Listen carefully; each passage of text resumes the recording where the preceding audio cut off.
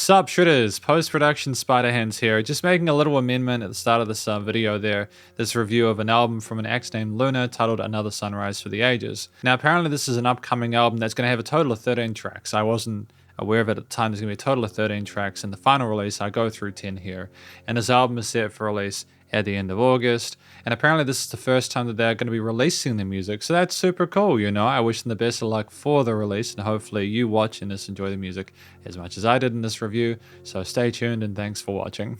Sup Shredders, my name is Logan, aka Spiderhands, and welcome to an SB Reacts, where today we have ourselves the entirety of an album from an act named Luna titled Another Sunrise for the Ages. And if we switch over to here, we have ourselves the album art on the screen here. Another Sunrise for the Ages here. 10 tracks in this one. Apparently this is an album that contains music that they've been making over the last couple of years. We've also got a few music videos that we'll be checking out today, but these are their favorite tracks that they made over the last few years, and they're releasing them as like an album to sort of share around with the world.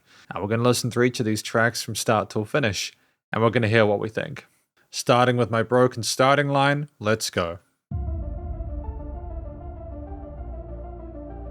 Interesting atmosphere immediately with the synths and the sequences.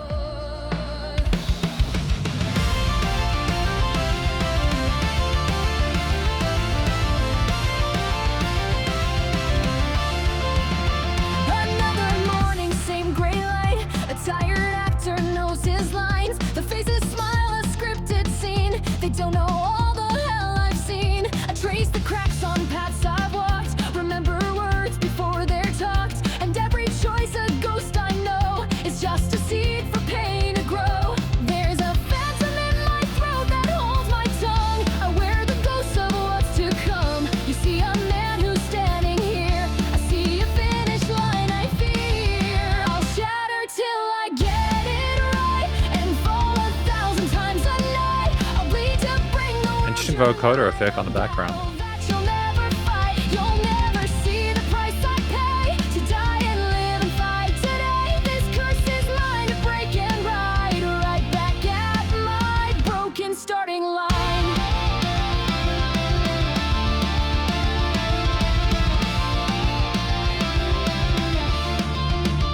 It's interesting, like, I like the way that it sounds texturally, harmonically. It would have been nice to have a bit more sort of like body to some of the instruments on the sides of the stereo field there. Like if we're going for guitars and stuff like there, it's very kind of misty and very kind of like, how do I say it? Like soupy.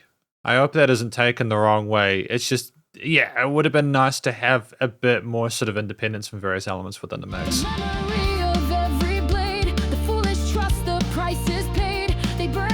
I like the variety with the drum beats, so they're kind of cool.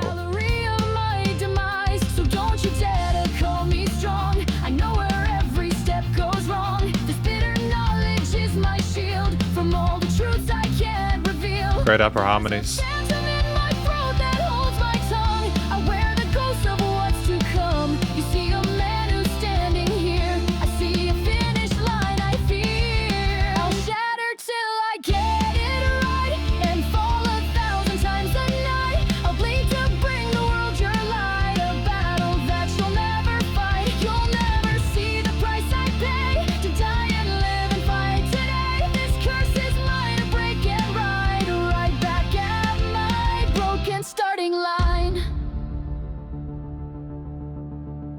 But in the dark, I see your face, a fragile, undeserved grace. You are the one unchanging truth, the final frantic hope of youth. If all this torment, all this dread keeps to just one crown upon your head, then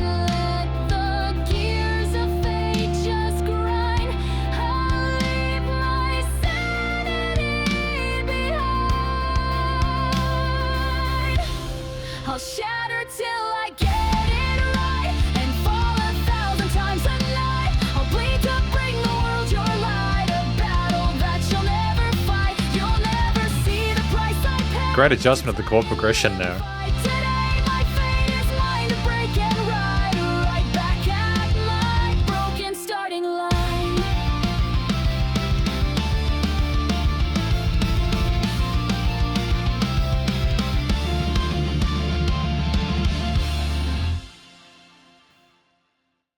So that was an interesting first track. My impression of that one, my broken starting line in terms of what it was about, was they were discussing, I think, how they were sort of going against how fate worked and their own sort of like life choices and everything like that. They were trying to figure out their pathway forward. They see another person there and they're sort of making comparisons of themselves to that other person, their own position in it.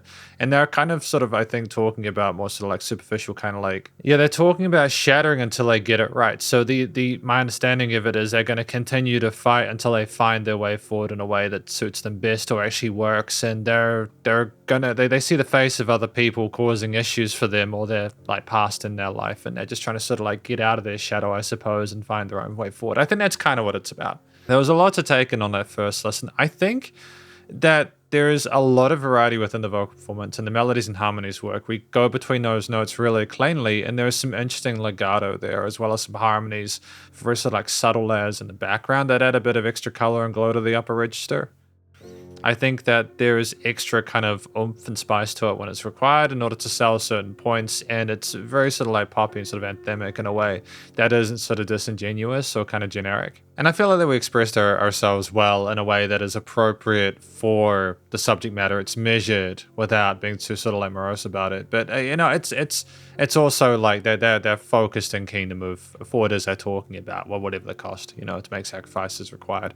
I think another thing that I enjoyed about this track was the percussion. I think that it was great to have the variety of different drum beats and fills and patterns and builds, and like a great sort of like sense of control over the main like quarters and eighths and 16th note groups. It's great to have the drums keep push things forward and sort of like not just rely on the same type of beat the entire time. You can't take the listener's attention for granted.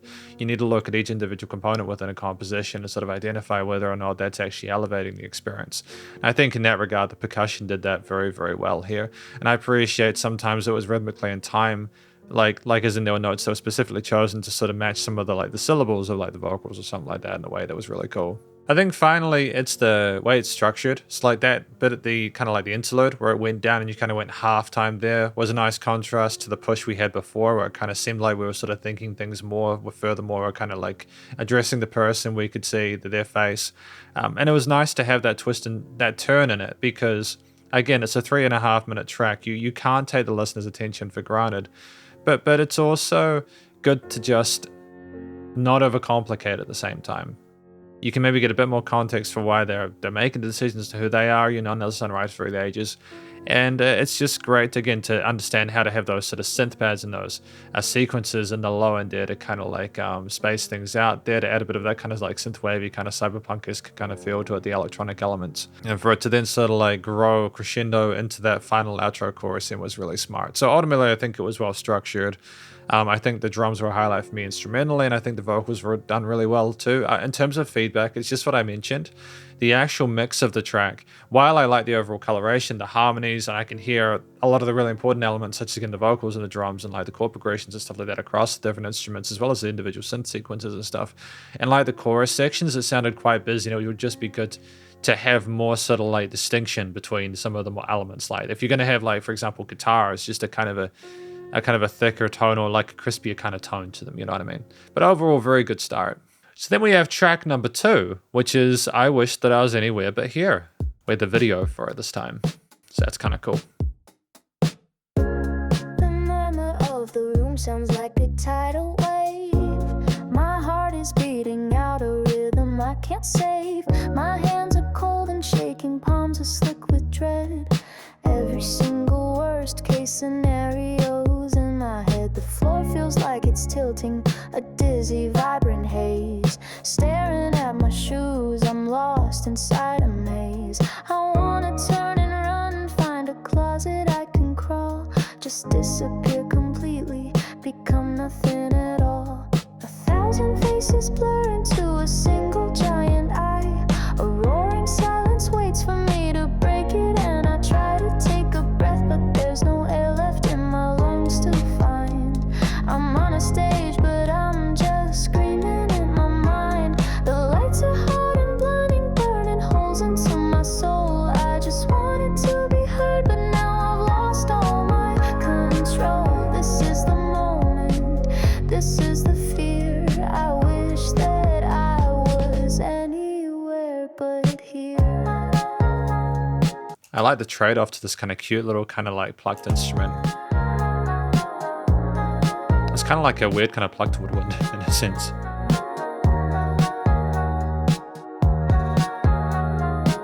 Also a mixture of different layers, I suppose, yeah. My fingers find the frets, they don't feel like my own. A clumsy fumbling stranger, terrified and all alone.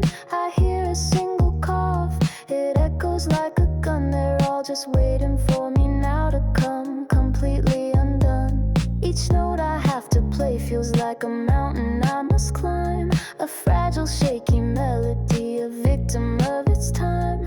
I close my eyes and picture an empty, quiet space, but there's no escaping from the terror of this place. It's interesting because it's so gentle with the way that it sounds there. When we talk about the terror of this place, it's almost like we're trying to sort of make it a bit more kind of gentle, discussing the horror of it. Into a single giant eye, a roaring silence waits for me to break it in. I try to take a breath, but there's no air left in my lungs to find. I'm on a stage, but I'm just screaming in my mind. The lights are hot and blinding, burning holes into my soul. I just wanted to be heard, but now I've lost all my control. This is the moment, this is the fear. I wish that I was anywhere but here. But then a note rings true, a chord begins to bloom, and for a second I can hear it cutting through the gloom. The rhythm starts to anchor me, the feedback starts to build. The noise inside my head for just a moment has been stilled. I'm not the girl who's shaking, I'm the hurricane of sound. My feet are planted firmly, rooted deep into the ground. I'm hiding in the music, it's my shelter from the light. And for 3 minutes I think everything will be alright. The faces start to fade behind a wall of overdrive. The roaring silence breaks and makes me feel somehow alive. I take a breath and finally there's air for me to find. I'm on a stage and for a moment I'm not trapped inside my mind. The lights are Great development with the story. but they're warming up my soul. I'm just a part of something bigger than my own control. This is the moment, this is the sound, and I'm okay with being here right now. I mean, that was a really... So these videos, by the way, as I understand it, are available on the YouTube channel. I could be wrong, but I think that's just a really cool little neat video that we have there. I wish that I was anywhere but here. It's an interesting contrast to what we had in terms of track number one, where we sort of were talking about pushing ourselves forward no matter... Actually, no, it makes sense, because here we've got someone basically talking about how they've just got so much stuff going on in their head. When they finally get to the point where they're playing music, it just helps to soothe their soul and to get them through it, you know. There's lots of sort of like wordplay with like musical instruments and how the frets don't feel like our own and stuff like that. It's really endearing stuff, and it sounds sincere. And I think that there'll be people who can relate at the very least to how music makes them feel and how they can kind of escape maybe the stuff they're dealing with through by proxy of that. So ultimately, like, the intent behind it is pure, and it's just a lovely story, and I dig it. I think it's an interesting sort of like development in the album. In terms of things I like about this track, I think that it's just great to have the lyrics continue to like consistently evolve over time. You know, the story to progress per verse. I know that's not a unique thing, but you don't always have that. Sometimes it'll be like looped, like, so they'll go back to the original position they're in. You get this unfurling of things, you know, over time, where it's like, oh, we're getting more kind of like you know, like they're clearly sort of like feeling more comfortable on stage. I would say, just in terms of like feedback, you could potentially have had like crowd noises and added like people around you kind of like cheering or something like that as like a subtle kind of thing at the end of the track or something like that, just to add a bit more sort of like foley and context to the piece, like create this audio environment to sort of further make it kind of like, so the listener's kind of in the room with the person saying it. Just it's things like that can be really cool. So outside of that though, I think this, again, the story, how it developed was solid. I think it's like, interesting to go for that kind of theme there with the chord progressions, with a kind of a major minor theme with the triads, occasional extensions, but not trying to overcomplicate the harmony. It's almost like we're trying to not give too much away at the start about where we're going with it. Almost like we're kind of, it's like a melancholy kind of bittersweet or a bittersweet experience with the situation in general, where like we're not even sure if we'll feel like this beyond once the guitar has been played and we'll put it down again. Are the thoughts going to come back? So I think that just in terms of chord progressions, how it's played, the consistency of the grooves of like the drum kit and everything like that. What, you know, like again, it's an interesting structure. I do like the way that you also have those like occasional kind of like woodwind kind of flute kind of leads or stuff alternate to the vocals. We don't just rely on the vocals the entire time. I think that's a sensible idea, you know, to adjust leads. But it's also that I think harmonically we're trying to make this more of a stable experience in comparison to the first track, primarily because we're trying to sort of communicate either we figure it'll be okay when we get onto the stage, or that we're not sure if it will. So that kind of that sort of uncertainty there is just kind of intriguing on my part, though I could be overthinking it. I think in this part, I actually am going to comment on the production as well, because I think, to be fair with this track, I feel like this one is a better mix than the previous one. The last one wasn't done badly. I could hear most of it. It's just there's more distinction between various elements within the stereo field as well as the frequency spectrum within this piece here. It could be because we've got different instruments, tones, and textures, and those just maybe sort of like niche a little bit more neatly with others. But I just think here, it could even be that there was less dynamic range with this, so therefore you have everything the same loudness for the most part, and it just kind of sort of like remains sort of like constant, and that's easier to sort of discern. But I mean, either way, I feel like the production in general, the voice came through. Well, the voice was the vocal point the entire time, so it makes sense that was dominant.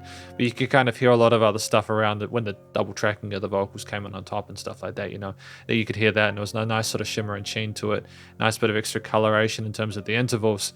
Ultimately, it's just a nice sort of like reasonably sophisticated track with some interesting sort of like harmonies within those choruses, especially that I think they communicate the nuance of the situation, but still provide a sort of mildly kind of comfortably positive situation to sort of appreciate and kind of fall back into. So I think it's a good song.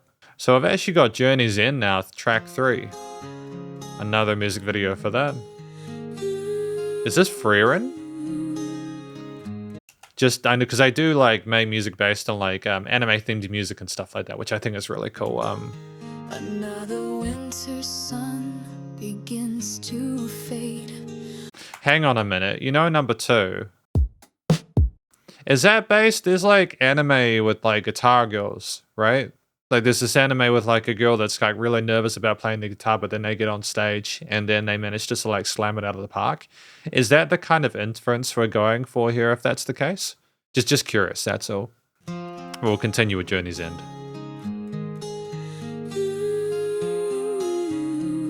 Beautiful animation in that show. Winter sun begins to fade. On cobblestones a hero's party made. The wind still whispers stories in the trees, but now it only speaks to me. I trace the path we walked so long ago.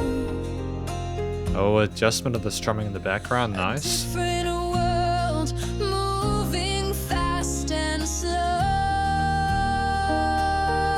Oh, it's just another hello again to a memory at the journey's end. A decade was a moment, now I see the warmth you tried to share with me. Yeah, it's Interesting minor lean at the end there. not alone, learning the feelings I had never known. A shared piece of bread, a clumsy magic spell, a silly argument, a story that you tell. These tiny fleeting moments in the haze are filling up my long and endless days. Your hurried lifetimes burn so very bright and leave a star to guide me through the night. Oh, it's just another hello again to a memory at the journey's end. A decade was a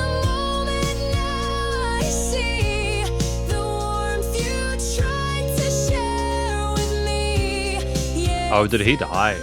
Road, but I'm not alone.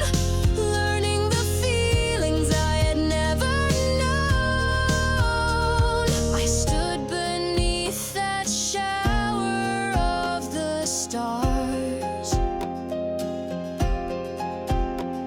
and couldn't understand your quiet heart. Now I'm collecting every precious word to finally make sure that this time I've heard.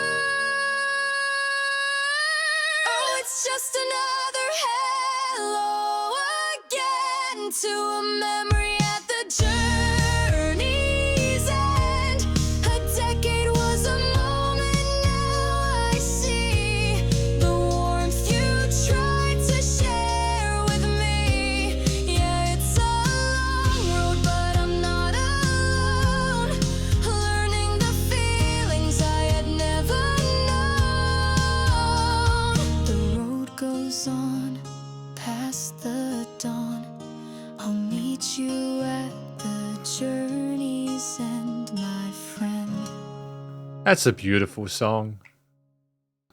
I think this is like an example of the audiovisual experience. I assume that this is sort of meant to sort of be about the blue-haired dude who I think, you know, they died in the anime, and it's about Frieren's journey through that. I don't know anything about it. I just know I've seen the videos on YouTube. But it's just seeing, you hear the lady sing, and you have the image of Frieren crying, and it's just very kind of visceral. It's a visceral experience. That's an example of the audio visual experience being done well.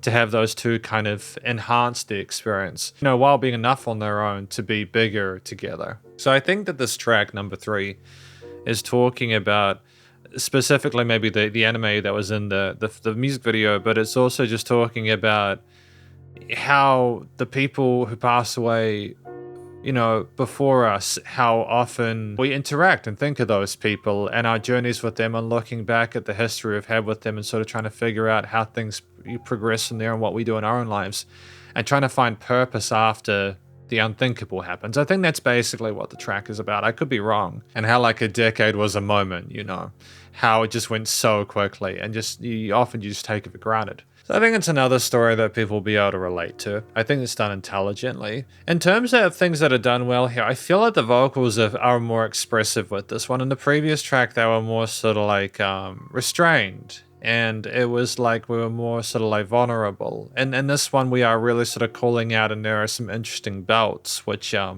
just powerful and have a nice sort of sense of body to them. And they work neatly alongside a lot of the sort of softer elements with the arrangement and give it a bit of necessary power in order to sort of have that oomph for that chorus part, you know. There is a great sort of understanding of dynamic range between the verse and chorus parts. We don't take the listener's attention for granted, we adjust, but it's also making it meaningful with the lyrics that we're singing. It's about trying to balance all those different things. And I like the little bit of vocal fry that they've got on certain parts as well, just for a bit of extra kind of crispiness to it. I think that's done really well. So ultimately, just really well balanced across the board. You know, I think vocally here, it's one of the stronger pieces so far. I think that there was some interesting choices harmonically here, specifically at the chorus going down to the minor chord. It was just an unexpected chord for some reason. I don't come across progressions like that, and I always value when I hear a track that has a different chord progression in its hook, because you just get so many songs that are just doing the same thing. And just to have that kind of minor ending to it infers a sense of sadness about the situation that we're in, that we wish we weren't in it. So I just think that's just really intelligent there. It's just also just nice and fragrant with the strummed guitars. I think that's fantastic, and there's a nice balance between the coloration within those guitar parts there with the steel strings as well as the bass and drums. And there's like occasional sort of like can drums as well in terms of percussion that sort of make it a bit more sort of traditional, which I appreciate. But again, a lot of the power and oomph comes from the vocals within these pieces. So I think altogether, you know, it's quite well done. And I haven't got any complaints about it. I think that in terms of structurally like chord progressions, the actual sort of instrumental parts and tones and textures within the piece, again, like there's a bit of clarity. I prefer a bit of clarity to some parts in terms of their tone, and there's still moments where like I have similar thoughts alongside the first track where there's things are just a bit kind of like fuzzy, but aside from that, it's very good. There was a nice sort of like cohesion with the elements with this one. But then we've got track number 4, Running on the Edge. Well, this is a very dangerous sounding one. Is that the cyberpunk anime, if I'm not mistaken? Yo, peep the schematic, the city's a static, automatic metal casket. Life is a glitch, you're a lower class asset. They want you placid till you're blasted past it. My cred chip is flatlined, a rat in a maze for the last time. Stomach is eating itself, so I'm past trying to walk a straight line. This life is a terminal illness, the prognosis is necropoli, so I'm up in the dosage. Trading my soul for a hostile takeover notice. At the Ripper Duck's table, this ain't a fable, it's fatal. Sever the cable to what made me stable, it's a surgical strike. My neural architecture becomes archaeological, a relic of what was once logical. This ain't a recital, it's a rewrite of vitals. Every piece is a title for suicidal idols. My scripture's written in steel, a future that's forged and unreal. This hardware is hardware, a burden I bear, a cross made of chrome in the throne of despair. Hit the sandy, the timeline bends and it warps. I'm pre-writing obituaries for your whole damn corpse. Every piece of iron is a piece of my ghost I'm selling off. Humanity's a rumor, so tell me who the hell is soft when the cannon's coming off. You're chasing the star. That was huge. That was such a vibe shift from the previous tracks. I love the fact that we could not only rap that quickly, but the words came through clearly. And it's just it's great to have that adjustment of communication. Light in this city's neon glow, but all I see is the darkness of the chrome below. You're running on the edge, a legend they'll all know, but I'm watching you fade, so please don't let me go. I just wanna fly you to the moon. So let 'em send the suits from the tower, bring the lead shower. I'm devouring power in my final hour. I'll turn their ivory to powder, their iron to flowers of fire. It's sour, the itch and the stitch where the chroma's got a hitch. My sanity's a switch that the devil can flip. This chrome is a mission, a synaptic vision. My body's a prison for a violent new vision. I am the glitch in the system, a walking contradiction, inflicting affliction with perfect conviction. They call it psychosis, the host is ferocious. My diagnosis, a magnum opus. Your life is a joke, it's bogus. I'll revoke it, your focus is broken. Great My wordplay. combat is woken, this ain't just jawless, it's lawless. I'm flawless, redrawing your features like a Ripper Doc artist. A beast on the leash of a promise, tearing through college. I gotta be honest, you're already garbage. You're chasing the stars. And to go to the cleans like that, really sweet. But all I see is the darkness of the chrome below. You're running on the edge, a legend they'll all know, but I'm watching you fade, so please don't let me go. I just wanna fly you to the moon. Please come home soon. Carve my name on a skyscraper, a final prayer to the vapor. I kept your dream, I was a legend in the making. For every rule I was breaking, a legend's just a story. I'm sorry to interrupt. This does make me want to watch that anime now. There'll be replay. I did a little bit of it, but I was going to make a lot more of it. Watch a lot more of it.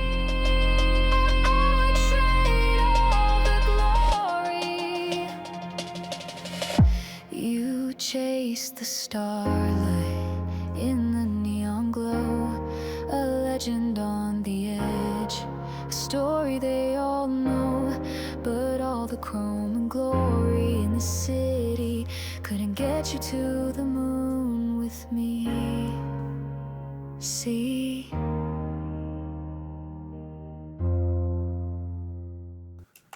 You're welcome. That was a great track. That was honestly probably my favorite so far. So I mean, Running on the Edge, it's incredible. There's a real proficiency to the way that we were rapping in those verse sections. With the way that we slowly we built over time. It just got bigger and bigger and bigger and bigger over the course of those moments, and it was just fantastic to listen through. Like genuinely, really, like you just got you hyped for it, right? I think what the story is about is more sort of referring maybe to the fact that no matter what they did, they just couldn't get each other to the moon. They couldn't go there together. And I feel like that's maybe a spoiler, and that's maybe something I'm going to just try and forget after this. It's just a beautiful track there where we're sort of, in the verse sections, the quintessential kind of like rap experience there, the kind of battle rap sort of like us versus them mentality there, showcasing how we're a glitch in the system, we're gonna fuck them up, we're gonna do them real damage, whatever is sent our way. But then there's this real sort of sense of sadness in the chorus sections where we really are struggling to cope with the reality of the situation. We have these dreams and ambitions of trying to go and sort of like get to a point where we're going to get to that mode, we just can't do it. So it's that kind of duality there between the much more aggressive, intense verse sections and the really sort of sweet, sort of like clean sung chorus parts. I think that's just such a really cool thing. So first of all, clearly for me, it's not just the proficiency as a rapper that we have here, it's also the way that we sort of slammed it in terms of the going between the chorus and verse parts with the different expressions and techniques there.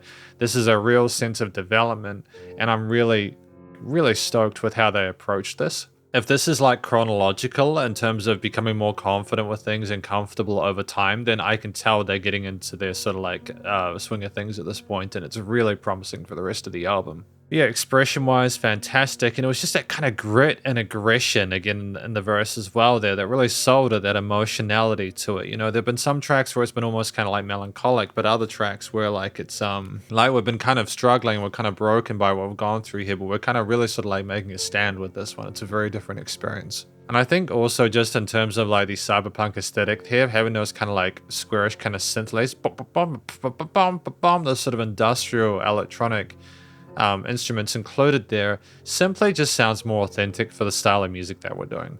Like we could have had a lot of other ingredients added, but to sort of create a soundscape or an ambience there that suits the anime that we're featuring things from makes total sense. It's just a no-brainer. But then to be able to do it in a way where, at least vocally, if not a few other things, it is distinct.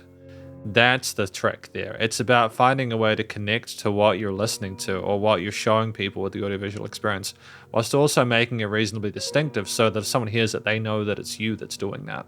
So I think that was handled really well. I appreciate that you chose elements stylistically appropriate for it, whilst also making it unique. And I think finally, the way that it was mixed and mastered, like especially with the use of those sort of like risers and sort of like filtered kind of like drum beats and stuff like that, the way that things were sidechained, the way that things were placed within the frequency spectrum there without any sort of like resonances, this is a cleaner mix for me. It's nice and loud thumping. The vocals have a great sort of like glow to them regardless of whether they're rapped or sung. Ultimately, the production in this one is quite tight. I'm really happy with this one, so well done. But we are back to the album listening. We've done the 3 music videos for today. We've got a 14-act tragedy show. Spotlights on, you see the scene, this perfect smile, a living dream, selling you bliss in pastel bright Tokyo Dome. We own the night, scream out my name, a sugar rush, think you know. Oh, parallel major, nice. Every single line a part to play, just for you will win the day. Can you feel the script start to decay? Watch the pretty little lines all fade away. See her shadow, there a ghost I used to know. It's a 14-act tragedy show. This days is a lie. Look close at the scene of a perfect die. We'll steal the whole scene with a flawless tear and make you believe that the love is real. Replay the pain, scream with us now in the acid rain, dancing on the edge of a broken truth. This is the curse of our stolen youth. She wears the face, she wears the soul, a copied heart to make her whole. She studies every single tick. Isn't she good? God, she learns quick. I'll watch you from the director's chair. The ghost of her is in the air. The sound you're making is sharp and loud. Yeah, love you, my favorite crowd. And the script is burning page by page as she pulls the focus center stage. Her method acting is a crime, you know. It's a 14-act tragedy show. This stage is a lie. A very clean entrance to that. We'll steal the whole scene with a flawless tear and make you believe that the love is real. Replay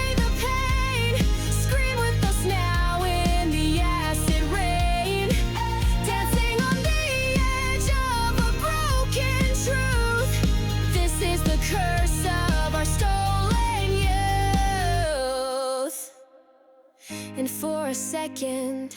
Interlude. Through all the lights I see you, not the star, not the girl you came to see, just a kid who's fighting, desperate to be seen.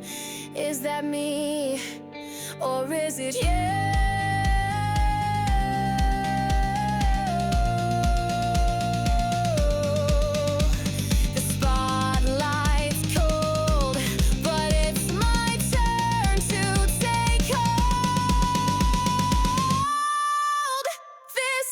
A little bit of distortion to that one. I'll sharpen the pain, yeah, I'll pay the price. I'll steal the whole scene with a real life tear, and I'll make you believe that my love is real. Play the pain.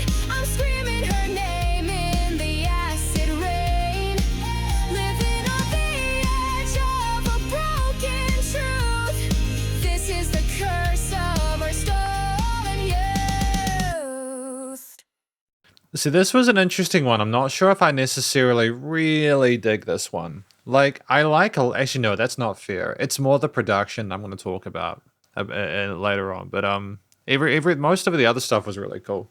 I think that this song is about someone, they talk about stolen youth and like them dancing in the acid rain. It's more maybe sort of talking about how they're just sort of like trying to get through the life they've been handed by people and doing the best performance that they can in order to sort of, I suppose, make the most out of a crappy situation there. I mean, from that Spotlight song, that immediately you've kind of sunk into that situation where you're set. I mean, it's very different to Edge Runners, isn't it? Track number 4. It is very much specific to the style of anime that I think they're kind of focusing on. I think that's great. So I kind of get what the song is about. I think that what they do here is focus on the catchiness of a lot of those kind of like guitar harmonies and stuff, and bass and sort of like vocal parts being the focal point in the chorus, where I feel it's a little bit more sort of like accessible to people who are not sort of like sure of things. And there's less risks taken with this one. There's like an occasional chromatic or something like that for a bit kind of like spice to it. Like actually, no, the start of it had kind of like parallel majors in it, so that's not actually fair. Harmonically, there are some really interesting ideas here, but they managed to combine, I think, more sort of like comfortable chord progressions to kind of like elevate and activate and sort of celebrate the kind of choice they've made to sort of take the spotlight, whilst also offering a little bit of kind of like edgy, unusual stuff to kind of keep people interested outside of that. I think the parallel majors more sort of represent that even though there's some sort of like uncomfortable or like awful stuff going on, we wanted to sort of like look beyond that and focus on like making the most of it. Yeah, so I'm repeating stuff now. And I think that like the staccato choices that we make with the instruments at the start there with those guitars and bass and drums are really cool. To have that kind of stab kind of like sound to it, bah, bah, bah, bah, you know, like it makes it more sort of like in tune or in time with the percussion.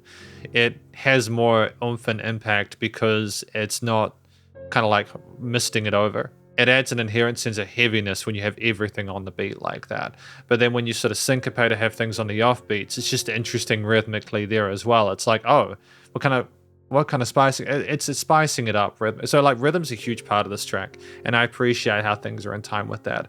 But we also allow for other parts, such as in the chorus, to things to kind of hold for longer and have whole note or kind of like legato-ish kind of patterns there, sort of contrast with the actual flow of instruments between the different parts. And I think that like going for a completely different guitar tone, that interlude section as well was really tight, just simply to allow, again, more of a sort of like low-key feeling like we had in my broken starting line. I think that if you are able to have different sort of like interpretations of an instrument within a piece, it can tie a track together without it being too blunt. And I think that it just, even though, again, we've had a few of the interlude and like verse chorusy kind of parts now, if we're making kind of like pop music with a variety of different like influences, that's totally fine. And I just, you know, like it's rocky enough as it is, don't get me wrong. But we're focusing on making it catchy and, again, accessible with the vibes and sort of like feelings of it. And for people who are familiar with the animes that these are representing, it will just elevate it. I think that we could have double tracked the guitars. So like the guitars are in the middle of the stereo field with this, and when we come into the chorus, it seems like everything's sort of centered within the middle of the left and right headphones here. And that's usually where the vocals go. And so I think for future tracks, if we can double track the guitars and have them on the side there, even if we want to just have one guitar in the verse, cool. But if you have two guitars in the chorus, it's huge sounding in that situation. We might have recorded one guitar take and then copied it over to the right, and that can cause phasing, which can make it sound like the guitars are in the mix even though they're on the side. So if we did that, we need to record two separate guitar parts. But just if we want heft, even if we just have the same guitar track but then we just change the tone a little bit, sometimes that can be good, you know. It's just avoiding having mirror images on either side so that they don't kind of phase out and equivocate to the middle. It's just that basically. I think that's what I was talking about, is that it seemed like it just didn't have as much dimensionality to it as some of the other tracks within this album. And I think that's why initially I was like, I don't know if I like this, but I think I've now articulated why that is. Ultimately, the vast majority of this works really well. It's just the size of the guitar subjectively for feedback for future releases. So now we've got Unshakeable Ground, track number 6. Another sunrise I can see, a pixelated. See, it's just you got those kind of keys or synths around the sides of the stereo field. That's what I was talking about there. So I'm wondering if we had the rhythm guitarist phasing. Of gray for me, the congratulations on the screen just highlights all the space between the hero that I'm meant to be and this hollow static effigy. I'm grinding in a sunless haze and losing track of all the days. Then your voice, a sudden random quest, a logic that could put my goals to rest. Interesting use of head voice there. Reach through the digital rain and offered shelter from the pain. You didn't try to fill the empty space, just sat with me in this forgotten place. And in the silence I could hear a sound of solid, unshakable ground. My armor's cracked, my will is low, a walking bug, a glitch. I know each victory just feels the same. Another level for the shameless heavy coat, this empty sword, a promise broken, a whispered word. I'm fighting with no will to win, just waiting for the end to begin. Then your voice, a sudden random quest, a logic that could put my ghost to rest. You reached through the digital rain and offered shelter from the pain. You didn't try to fill the empty space, just sat with me in this forgotten place. And in the silence I could hear a sound of solid, unshakable ground.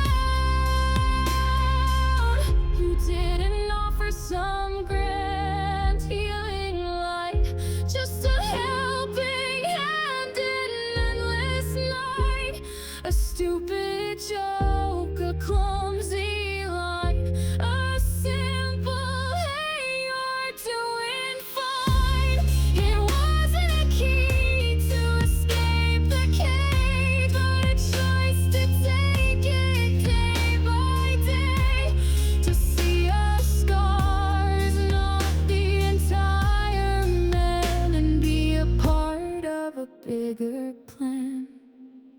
The fog is lifting bit by bit, and I can almost welcome it. My own reflection I can see, a little more than just a memory. Yeah, the fog is lifting bit by bit, and I'll keep walking through it.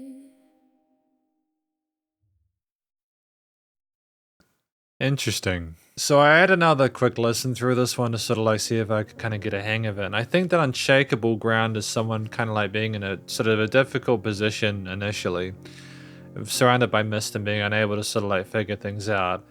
And whether they're talking to themselves or someone else, trying to get someone to sort of like reach through the ether to sort of like help them to get out of their situation, just wanting someone to sort of like see them. I think eventually they get to the point where they either get help or they find a way to sort of like help themselves. And then the fog lifts and then they see their own reflection. They get to a point where they find comfort and sort of like they can put things to rest, I suppose. They're unshakable ground. They're just looking for a place where they don't have to have their steez messed with, I think. And that's what the track is about. I think that there is a kind of an unusual tone to the vocals in certain parts where it sounds like it's sort of distorted.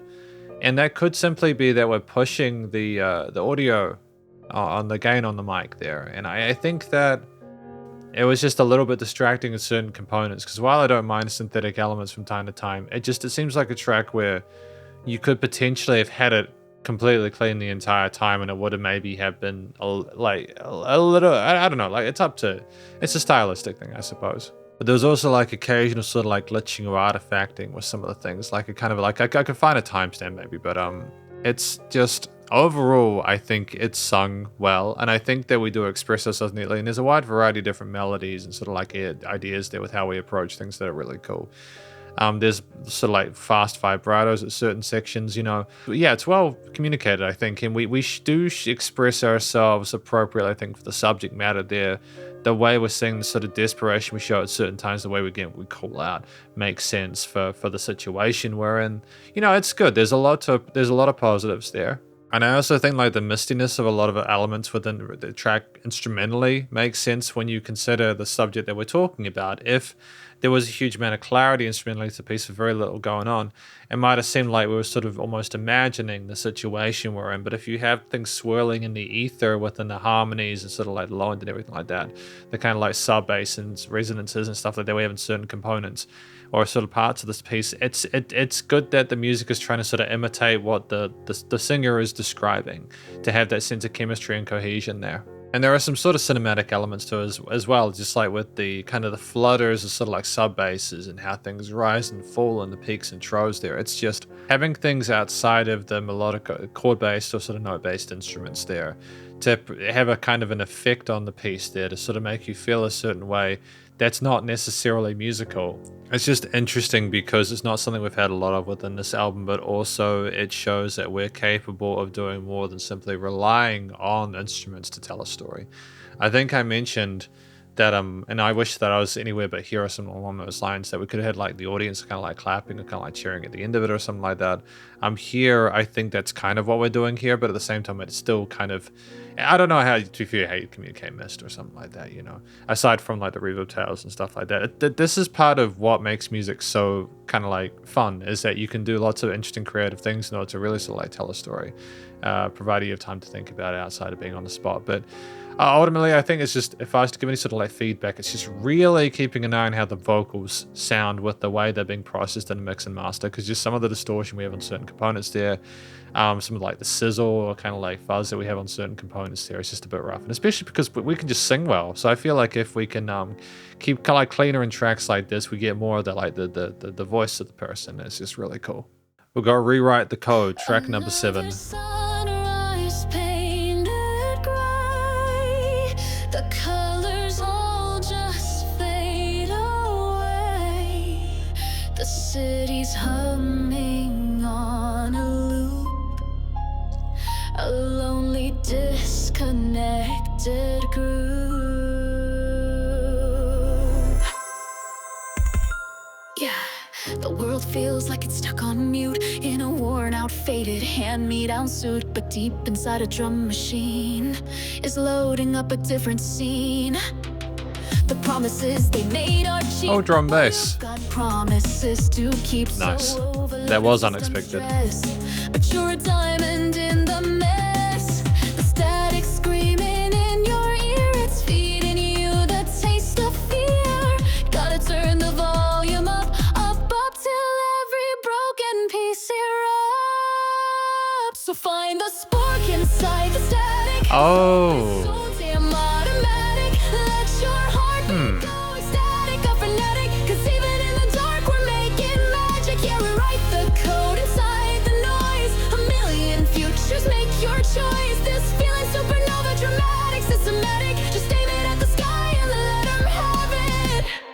Yeah, let's go. Right, sorry to mention this. I didn't mention this before, we've got Eiji as well. Mike, the world is frozen, caught in the design. They tell you fall in line, they tell you don't outshine. They build a cage of pixels, whisper you should quit. But every single word is just a catalyst. You're not a ghost, you're not an error, not a fading light. You're the chaotic variable they didn't count on, right? So break the glass, embrace the crash, let the colors bleed. You're the glitch that wakes the system up, a whole new breed. Can you hear it? The Cool. foundation shake. It's great to have a collaboration, you know? A new world order's in the making. The silence isn't quiet, it's a riot. You know you've got the fire, so supply it. Come on and find the spark inside the static. This hope is so damn automatic. Let your heartbeat go ecstatic, a fanatic. Cause even in the dark we're making magic. Yeah, we write the code inside the noise. A million futures, make your choice. This feeling supernova, dramatic, systematic. Just aim it at the sky and let 'em have it. Let 'em have it. Automatic, making magic. Yeah, find the spark in the static. Excellent. Awesome. That's amazing. That's genuinely really cool. I do like that we're working with other musicians. I think that's fantastic. To be a bit more specific with my feedback on what the track is about, this seems to be about ignoring the broken promises from that other people have made and sort of focusing what you can do within yourself with your music, you know, with what you do as an art form, and really just trying to sort of like make the most of the possibilities that exist and take the future into your own hands, you know, and be that glitch in the system effectively. Kind of tying back to what we had and songs like Running on the Edge and stuff like that. So I appreciate that we're tying back to that. I think that's really cool. So one of the things I appreciate is that there's a sense of lyrical connection to the drum parts. For example, we talk about like with the drum machine, and then suddenly the drums start picking up and we switch into like a drum bass kind of groove there. And we have various different implementations of the percussion as well through this, with the kind of like again drum bass beats there, with the kind of 174 groove and the build up to it. And then for things to kind of come down to a halftime feeling, and that chorus was unexpected, but because it was unpredictable, it was probably more interesting. Granted, I wouldn't have personally minded if we kept things a bit faster, but then I also understand that we've got a similar approach to a lot of the patterns here, where we're not trying to keep those choruses too quick, you know. I mean, part of maybe my broken starting line, but like it's great to just have that awareness when you sort of sing a line of the music reacting to it. And I appreciate that the drum machine did a lot of really interesting, cool things within the piece as well to sort of like allude to that, you know. Also, Eiji's part within this, it was great to have a featured artist alongside Luna. I think when you have a different perspective, a different vocal texture and timbre within the piece, it can elevate a track, especially if they're consistent. There's a chemistry, there's a kind of a connection between what's being sung and what's being rapped, etc. And also great that Eiji was rapping there, especially with Luna doing a lot of the sing within this piece. Granted, we can definitely rap as per Running on the Edge, but in this one, you had separate roles per individual, and it helped them stand out, and it just made the most of that. Again, that sort of like 3 or 4 minutes for that a lot of these tracks are, you know. We don't take the listener's attention for granted. I also think in general there was like a good amount of variety with different sort of like instrumental components and how we placed things. So like there was a very kind of bright, kind of brash kind of pad or sort of like huge tone, which we'll talk about in a minute in terms of like the kind of mastering. But I like how there's just this sense of the body and weight to the chorus, and that size wasn't there, and a lot of the vocal parts were sort of focused more on sort of like drum beats and 808s and stuff like that, with more of a low end focus to allow Luna and Eiji to also have their part in the mix be a bit more sort of like succinct and sort of focused on them exclusively. So like we had dynamic range between the chorus and verses, but it was just knowing how to have little bits of ear candy alongside it to still keep more low key parts intriguing. It's because that chorus was sounding huge. I had to listen through that just before. I could be mistaken. It did sound like there was a little bit of like, it sounded like maybe that there was being too pushed in the mastered bus, like the limiter was being It was just too loud. And it's totally fine if we want to have like a loud master, like, you know, getting into the -5 LUFS range or even like further than that. It's just, it gets a bit distracting when you have digital distortion in there or something like that, and there's some bits where it gets like really kind of spicy or zesty there. And if we want to sort of indicate that we're basically being the noisy kind of glitchy part of the system, and I'm not being facetious here, I think that's good to make it as loud as it is, to really kind of like get the person to listen to it. But just the way that we enter, it's just so kind of like almost like compressed that it doesn't necessarily have the dynamic range required to really kind of like bounce into that or kind of slam into that. It's a very sort of straightforward entrance there where it just doesn't, ironically, because of how loud it is, it's not as loud as it would have been if we'd had things maybe be a bit more gentle in terms of the ceiling of the piece and the dynamic range or the overall master. But ultimately, you know, still very, very good. And again, it was great to have a feature on this one. Got my perfect poison, track number 8. Yo, doc told me I got a condition and affliction. Said my prescription was to create some friction, some distance from this chick. Said my vision's twisted. Man, you just don't get it. You ain't never lived it. Let me spit it.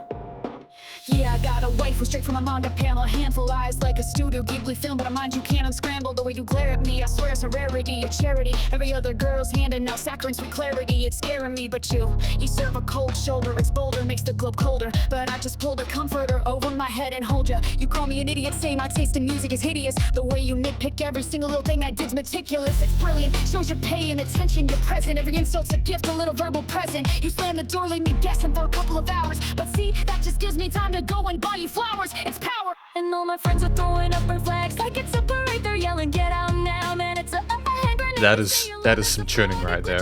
System crash, but every time you burn my world down, I just rise from the ash.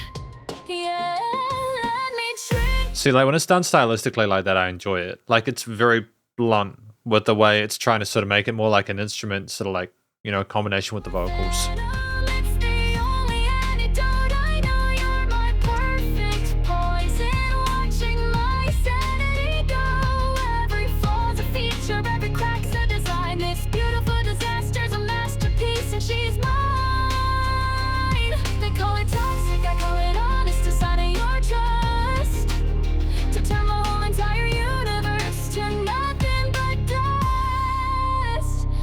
Last week, you went and keyed my car, it was art though. Love a jagged little heart, so I wouldn't be forgetting my parts. So I'm locked in, looking underway with a plot twist. Got my heart in a locked fist, and I'm honestly honored you're this obsessive. It's impressive, a lesson in devotion. You isolate me from my homies, I see the emotion. That's passion, that ain't rationale, it's an animal attraction. A chemical, irrational, maniacal reaction. You threw my favorite hoodie out cause an ex-girl bought it. I wasn't even mad, I was like, damn, I'm glad you caught it. You're a thunder rain, I feel a hurricane in a cute dress. And I'm the beachfront property saying go on, make a huge mess. Your mood swings are a symphony, a beautiful cacophony. And I'm the lead conductor, you ain't ever getting rid of me.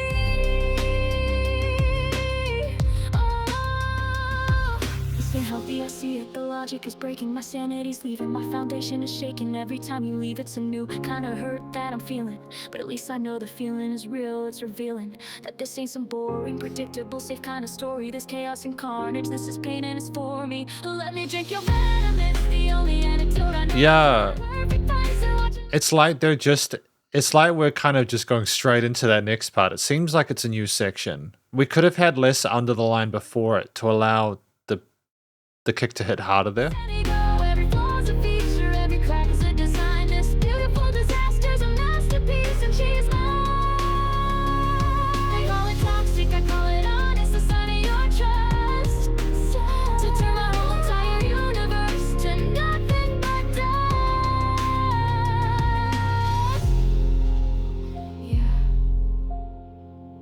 They say a love like this will kill you. Good, it's better than dying of boredom. My kawaii side. Perfect. Interesting. So that was My Perfect Poison by Luna. Track number 8 off of this album. I think that this song is about just an incredibly toxic relationship, but also one where you appreciate the position you're in because that kind of toxicity is maybe what you want in your life. At that kind of level of control there, it's just a love-hate relationship. Like it's an interesting track for sure. There's more to it than that, but just the nuance that I got on the first listen.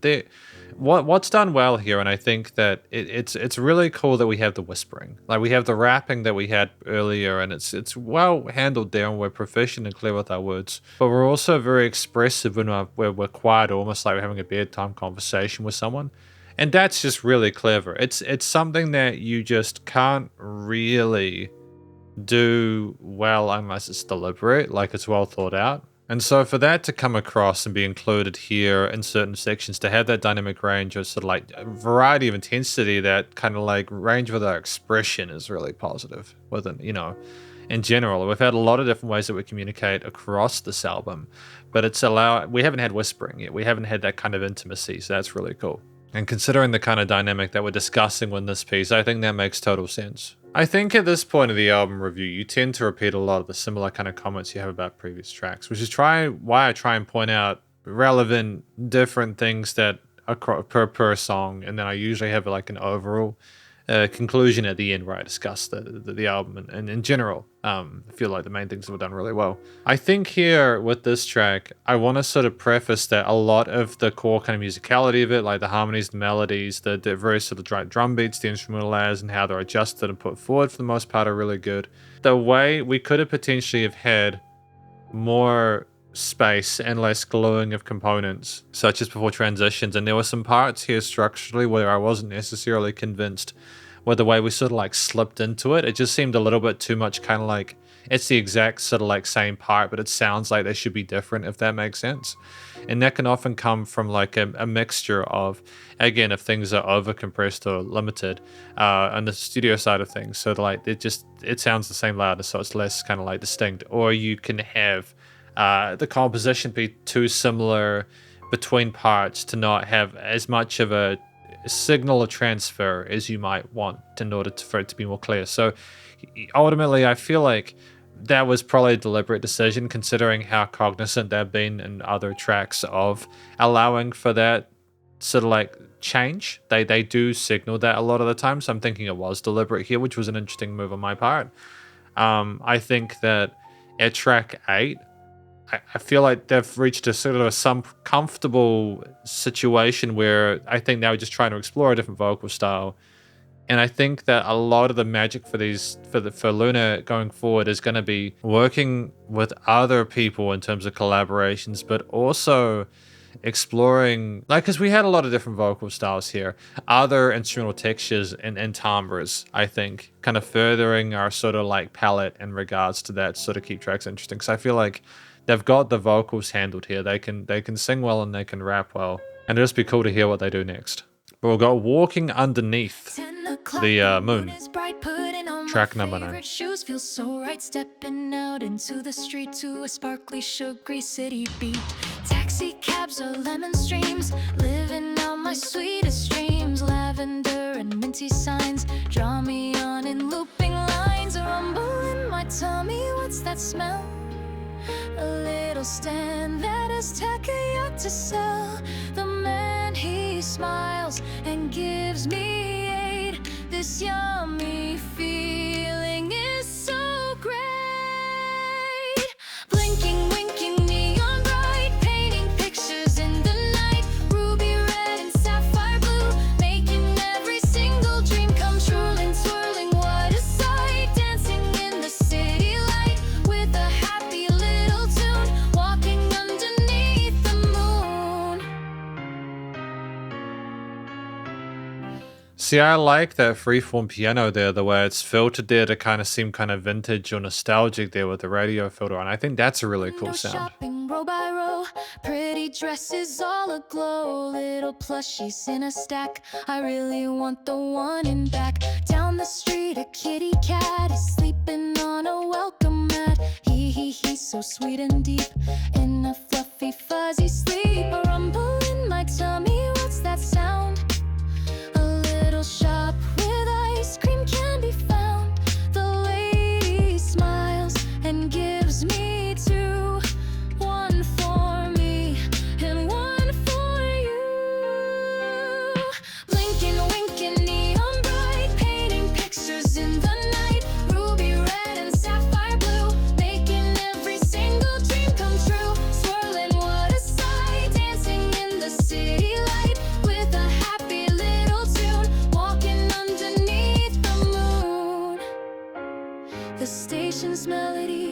Okay, good choice. The busy people rush and sing a quiet moment just for me, to watch the world so happily.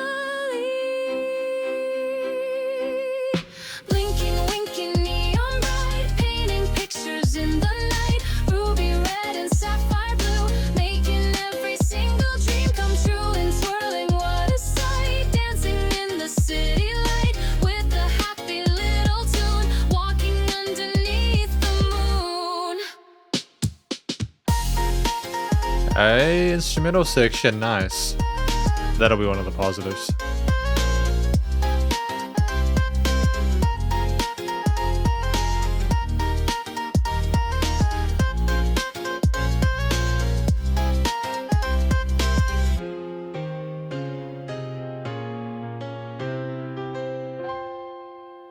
Oh, nice little chord at the end there. Well done. That's a nice little way to sort of resolve things. So I think Walking Underneath the Moon was more about someone finding takoyaki and exploring the city they're in and just enjoying the nightlife. And it was a very kind of glitzy, kind of like upbeat, kind of like positive tune.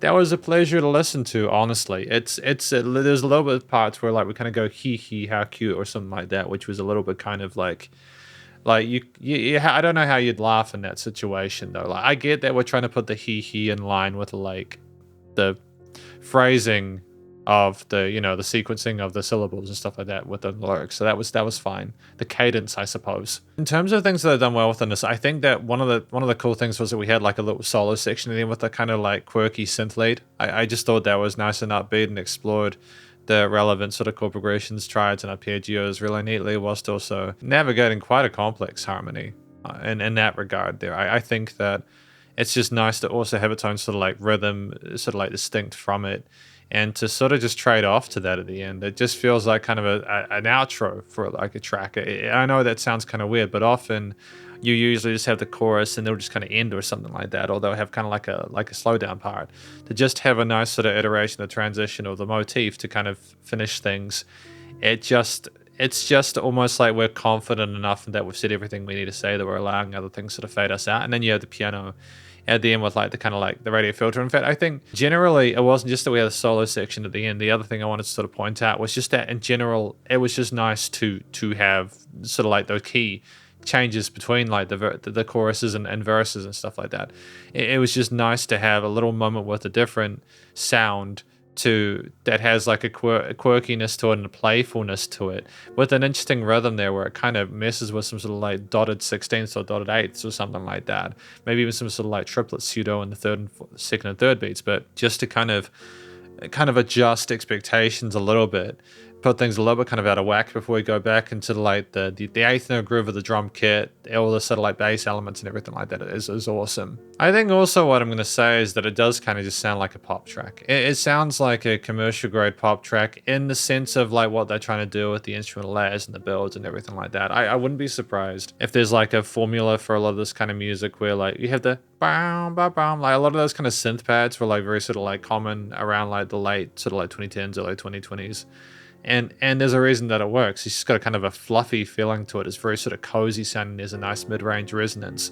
So it's not just discussing a story that's just kind of vibrant and having instruments that are playing within that range. It's also incorporating instruments and elements that sort of reinforce that via how they feel. And having that sort of like unholy trinity of the feeling plus the notes plus the vocal, like the harmonies plus the vocals, and having those kind of integrate, as well as having like a solid like rhythm section with the percussion and drums underneath there, and having enough sort of like the diversity to keep things kind of like entrancing is usually enough. I think that kind of like there was a bounciness because of like the swing field. Yeah, there was a swing feel to it. That's probably why it was a bit more kind of like playful, is that you had this bump, bump, bump, bump, that kind of swing triplet feel to it. I thought that was cool too as well. It's like a bonus point there. Because they've had a lot of sort of straight quarters, eighths, and 16ths here to kind of like screw with that a little bit, which is kind of neat. That was dope. We got track number 10 now. Notice Me, Notice Me. Last track for the album. Hello, is anyone there? My voice is just an echo, echo, echo in the air. I see the colors fading. Vocoders for days, dude. Just another empty, empty, empty day. I walk along the grid lines, a ghost inside a code, a story left unfinished.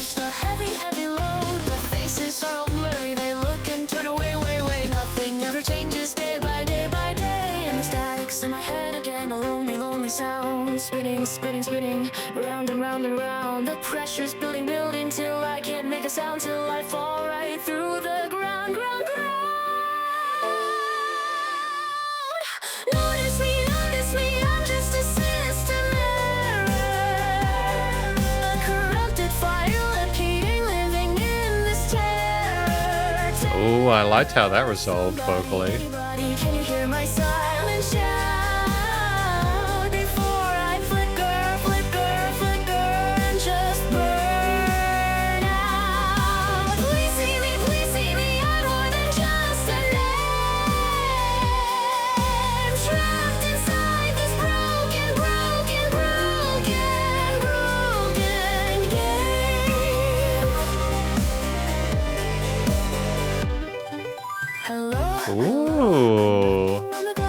They're pulling out all the stops for this one, aren't they? A glitch inside the program, a bug they can erase these rays, lost without a single trace. They want a perfect picture, a smile that's always on, but my machine is breaking till all the lights are gone. I try to say I'm hurting, but the words are wrong, so wrong. Can anyone hear this song, this song, this song? And the static's in my head again, a lonely, lonely sound, spinning, spinning, spinning, round and round and round. The pressure's building, building till I can't make a sound, till I fall right through the ground, ground, ground.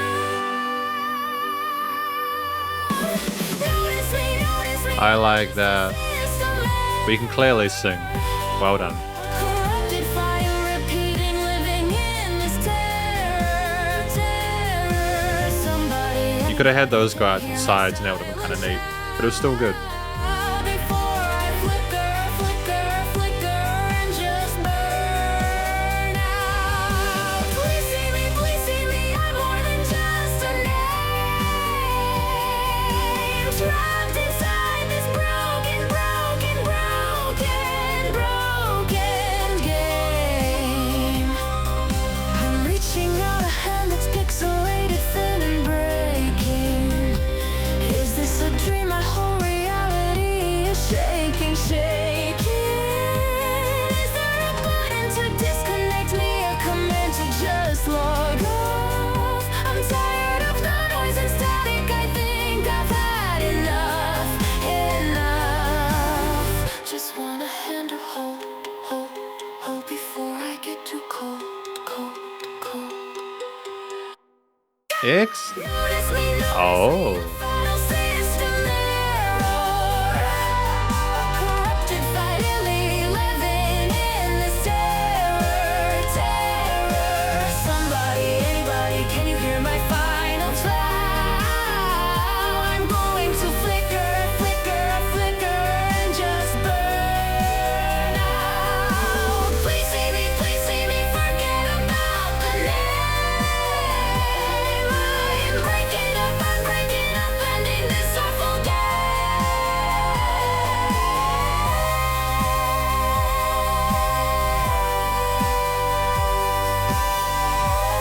It's a really unique album.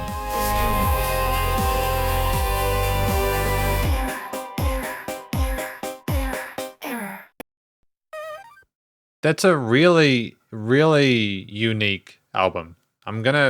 I've started to understand the process of it a bit better now. But I have enjoyed my time with the vast majority of it. I think with Notice Me, it's about someone who is sort of questioning their own sort of identity and sort of like place within the system they're in. And they're sort of desperate to be found by people, you know, like they're experiencing issues, they're struggling with it, and there's errors there, and they're just desperate to be found. That's basically it. There's this video game that came out and it had like a little kind of like windows pop up and it's like a horror game or something like that. It kind of reminds me of that with the vibe of it, you know, like it has like a kind of a similar kind of tone to its vocals there. And that's a compliment, by the way. I mean it genuinely. It's a really cool aesthetic. Those kind of like old school kind of like the kind of games with the fuzzy vocals and that kind of sort of like ambience to it is kind of like creepy. You know, I dig it. It's a solid track. There is that instant kind of that kind of waltzish kind of feel to it that is carried through with some of the drum parts, and it has a lot of life and it fills out the 4 minutes really neatly. So I just think it's just some really cool synth ideas, like those melodies at the start there, and you have the hello with the heavy modulated vocals, which are really great there. The vocoder effects on those, fully going for that system integration kind of like aesthetic. We continue with that triplet flow for the vast majority of it. And I don't think we feel we've had the triplets used here, so rhythmically just it's a great sort of alternate device and way of flowing forward with this. So that's cool. We're exploring stuff there. I think that it's kind of like a dance of madness there. It's like the kind of era dance, the person screaming to the void there for attention as they go through the dance and eventually get to their era screen.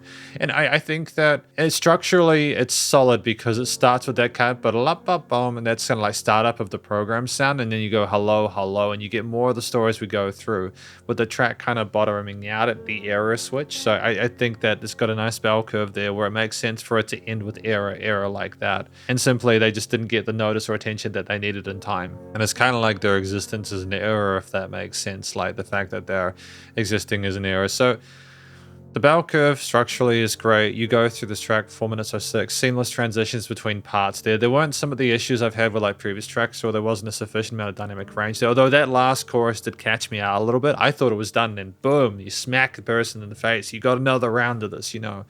So it's kind of nice to have something that averts expectations there, especially with a lot of these tracks being 3 minutes. It just gives that final run through, and you just have this phenomenal vocal performance there, where there's some parts where like we really kind of boost and build with the vocals. We make the most of the tones and textures with it, the kind of digital kind of like fragmented kind of like style of it, and we harmonize on that, and it just is, it's kind of like robotic and mechanical and super twisted, but it's such a fun idea. And when you rise up with those notes as the legato into the upper ranges there, for it to then come down with the era part is just really slick. And we start quietly, we build over time. We know how to communicate the intensity of how to sort of like communicate that. It's just very good. And again, we use a wide variety of our vocal range there, and I think that whatever we do on the mic here is a positive. And we express ourselves like we really are sort of like calling out there. There's a bit of vocal fry occasionally. There's a desperation to the way we sing these things there. That makes sense with like how sort of bombastic the track is. And I sort of like want to make a final comment on the studio production for this track. I think here there are some moments where it gets super duper loud and full and vigorous, and we understand how to bring everything down then, like with the bell curve for like the end of the track there. But it's more like in this situation we have this kind of era, the situation where we're so kind of like we absolutely need to be heard. For the track to be louder like this makes a lot of sense for me. So I think that here that's done well. It's pushed, and it's kind of, it's in your face, and it's not hesitating to sort of like reach out and to grab you by the headphones. And I love that. There's enough sort of like instrumental diversity in terms of the verse sort of like melodies and sort of like harmonies within the piece there.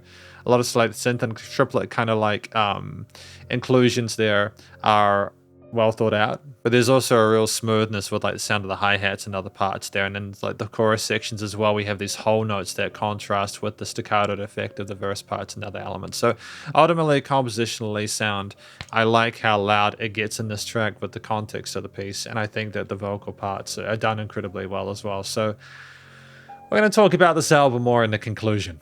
Because welcome to the conclusion of my review of this track from an act named Luna, titled Another Sunrise for the Ages. Now, we reviewed all 10 tracks today, and this has been a long video at this point, so I'm not going to be going through each of the different 10 tracks and talking about them individually. They've already got their own sort of mini conclusions as per the timestamps at the end of each listen through. These will be sort of overall comments, things I appreciated, as well as any sort of like constructive feedback for the album as a whole. Now, I think one of the things that's done really well here are the vocal performances is stellar. We typically communicate really neatly. We rap incredibly well. Running on the Edge was fantastic, and I also liked some of the, I can't remember what the other track that had the rapping in the name of it, but like it was like either 7 or 8. I think that the way that we phrase things rhythmically is fantastic, and very comfortable in that facet. But a lot of this is sung, and we do explore a head and chest voice really neatly. We hit the notes cleanly. There is a lot of tuning and sort of like some synthy kind of vocoder effects on the mic there, and that makes sense for the subject matter and what we're talking about, especially with Notice Me, so that's totally fine. I don't have an issue with that at all. There were some moments where like there was a bit of distortion or kind of like fragmentation or artificing on things that was a bit distracting from it. Like it sounded like it was just a bit too hot. There were other parts where I think the vocals kind of crackled maybe through through the actual being too gained through like the mic channel or something like that. These are things where like it doesn't ruin the experience for me by any means as a listener. It's just more things I notice as a reviewer. So in terms of feedback, they clearly understand what they're doing for the most part, because a lot of this is really, really well done. It's just, you know, keeping an eye on the gain staging, on the actual like mic input and stuff like that. But I feel like that's patronizing because they've sung a lot of this incredibly well. So I feel like it's a deliberate thing, in which case, if it is a deliberate thing, I feel like there were certain situations where we could not have had that distortion there, or had that kind of crispiness there. We could have backed off a little bit. But then also, you know, it's a subjective thing. Maybe we wanted to sort of reference the glitchiness that we've been talking about throughout a lot of this album. Because, I mean, like, if I go back to what the album, I think the album is about as a whole, I simply think this is a lot of different anime-inspired tracks about subjects that I wanted to talk about. It's just there's too many different subjects to really, like, establish a firm narrative. It's kind of like a best-of album for Luna and their projects over the last few years. That's why I didn't come into it with that. But that's effectively what this is. And if you've been following Luna for a while or you're familiar with their work, this is another album with more of their great stuff. So I think the vocals are like a highlight for me, and I appreciate the harmonies as well as the overdubs that we have. I think that's really well fleshed out. So the mic is handled. I think in addition to it, a lot of the best tracks within this piece, I think, were sort of synth bass and drum oriented.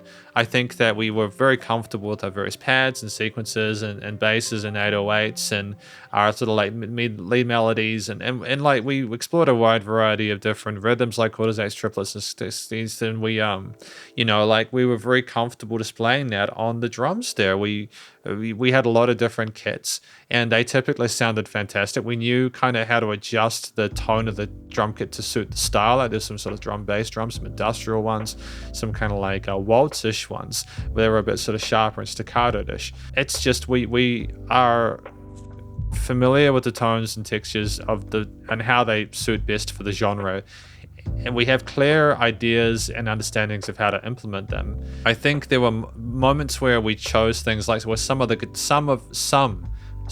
guitar parts where they could have either been put on the sides of the stereo field by like firmly double tracking individual takes, or it simply just sounded a little bit too kind of like misty or slushy for my tastes, like in my broken starting line.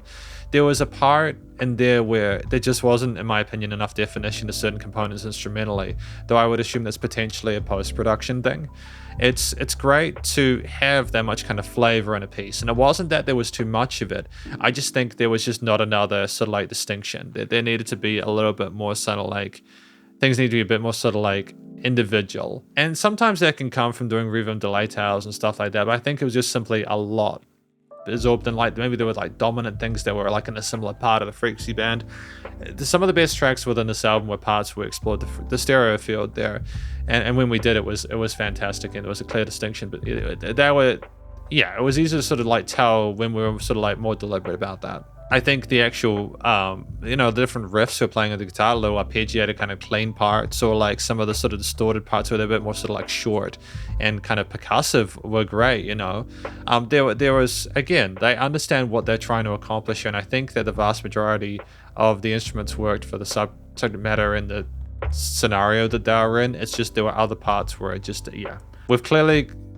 almost becomes subjective at a certain point. But I think structurally putting these elements together, there were 10 very distinct tracks. I think my favorite one was probably Running on the Edge, though I think all of them had merits. Studio production wise, I think it comes down to simply allowing there to be a little bit more sort of like headroom with the ceiling of the limiter in certain parts, because we kind of like clipped the limiter a bit and there was a bit of digital distortion. But for the most part, things were well handled in the stereo field and the frequency spectrum with some resonance but very few resonant frequencies. The vocals typically, if not always, came through clearly, and I liked the effects change on a vast majority of the vocal takes. I liked Eiji's part that he came in on like Rewrite the Code. I thought it was nice to have a featured musician in there. He rapped really well in there. It was well voiced. So again, they work well in collaborations and they work well by themselves. But I think this is just like a set of 10 tracks that have their own sort of personality. You can hear the love and the attention to detail there, and I feel like there has been growth between my broken starting line and Notice Me, Notice Me. Notice Me, Notice Me seems just more polished in terms of the intricacy of the composition itself, although I'd have to like double check my broken starting line again to like really kind of finesse that. But it's just I think the best part of this album is that I never knew what to expect. I knew that I'd get a solid vocal performance from Luna, and they're incredibly eloquent and expressive in what they're trying to accomplish. It'd be interesting to hear some stuff without the tuning, so like maybe like an acoustic version of some of these tracks, but I also know that might not be their vibe. But either way, it's a really intriguing album, and I think that from what I could tell from the animes that were featured, it matched pretty neatly. And it makes me want to go check out Edge Runners. So I think that's the takeaway from this for anything else. Let's go check out more anime. As if we ever need an excuse. But I'm really pretty happy with this album. Thank you for watching my review of this album from Luna titled Another Sunrise for the Ages, and hopefully you enjoyed it. If you did, please go show them some love via their various social medias, and I'm sure this will be on all digital streaming platforms, but on YouTube, I think, with the videos anyways. And stay cool and stay safe, and please remember to support your local musicians and artists at this point in time, as need the help more than ever with all the crazy stuff going on in the world. And I'll catch you in the next SP Reacts. Spiderhands out.